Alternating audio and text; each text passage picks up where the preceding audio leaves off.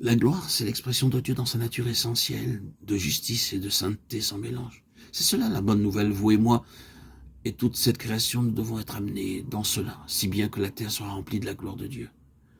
Frères et sœurs en Christ, ce n'est pas juste un rayonnement, une gloire phosphorescente, mais c'est la gloire d'une nature dans laquelle rien n'est contestable, sans mal ni péché, pas de ténèbres.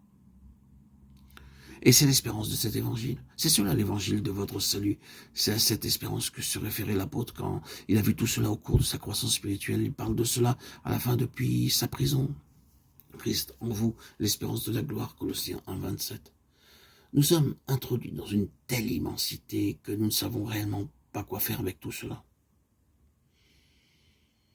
Je confesse que, parvenu à ce stade, je ne sais pas comment procéder. Mais en commençant avec la Genèse et en parcourant toute la Bible, passage après passage, nous trouverons que tout tourne autour de cette question. Par exemple, que font les chérubins à la porte? Genèse 3, 24. Ils sont les gardiens de la gloire. Tout est en relation avec cette gloire. Le Fils de Dieu a été manifesté et il est la vraie lumière qui brille dans l'obscurité. Jean 1, 5, 9.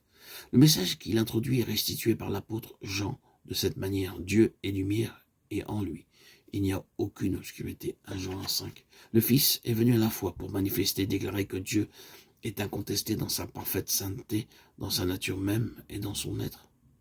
C'est ce que Dieu est. Et nous sommes appelés à sa gloire éternelle. C'est quelque chose de presque trop grand pour le croire, n'est-ce pas? Désormais, le mot espérance fait son entrée, se trouve associé à l'évangile. Si du moins vous demeurez fondé, inébranlable dans la foi, sans vous détourner de l'espérance de l'évangile que vous avez entendu, qui a été prêché à toute créature sous le ciel et dont moi, Paul, j'ai été fait ministre, Colossiens 23. Nous sommes aussi engendrés pour une espérance vivante par la résurrection de Jésus-Christ d'entre les morts, 1 Pierre 1, 3. Nous pourrions continuer et faire un florilège de tous ces passages. Est-ce que de telles paroles dans l'Évangile ne suggèrent pas pour nous une grandiose perspective? C'est la perspective de la gloire. Et la gloire, c'est le caractère de ce qui est éprouvé par l'épreuve. Maintenant donc que l'épreuve de votre foi, plus précieuse que l'or périssable, qui cependant est éprouvée par le feu, et pour résultat la louange, la gloire et l'honneur, lorsque Jésus-Christ apparaîtra, 1 Pierre 1, 7. Oui, vous allez passer par un test,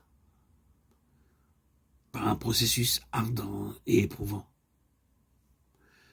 Qu'est-ce qui se produit alors? Les scories viennent à la surface et sont enlevées. Et la pureté, la réalité, l'authenticité de votre foi sont mises en évidence par l'épreuve. La réalité est établie par le processus ardent.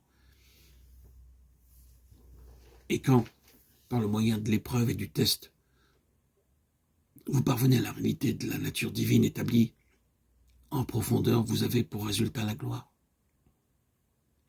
C'est ce qui est de Dieu en nous, qui, testé par un processus ardent, se manifeste par la gloire. Il est Dieu, manifesté dans et par nous.